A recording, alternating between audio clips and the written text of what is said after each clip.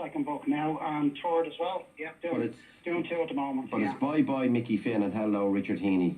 That's it. But if anyone wants it, just Google in my own words, still running, and it'll come up as Mickey Finn. Well done. Yeah, and it's on Amazon. It's everywhere. Great achievement. It's such a pleasure. Also, a fright sometimes to see your own book there, but you've done it. You should be very, very proud of it, and very proud of what you've done. And continued writing and continued success, Richard Heaney. Let me go. Okay. God bless you, Richard. Let me go to Michael Feeney. Michael, good afternoon.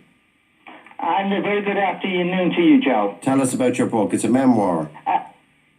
My story I self-published, a bit like Richard just before me. I self-published earlier this year, and it's a story about my 15 years in care from 1951 until 1966.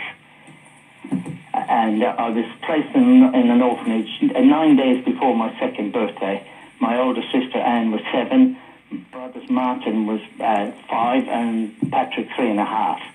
And we were placed in care, Anne in an orphanage in Balhadreen, and my brothers and I to Fair Street in Drogheda. So the family was split up. There was a We were split up, and I did not see my sister again for 12 years.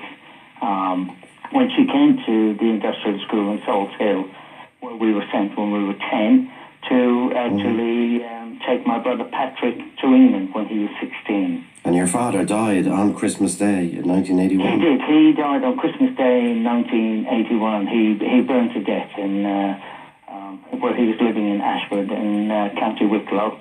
Mum had died, of course, 20 odd years before that anyway, when I was 11. And of course I never did see Mum again. She couldn't come to the school, a bit like Richard's story prior. Couldn't come to visit, and she died in June of 1960, and I was going to be going home on holidays to her the following month.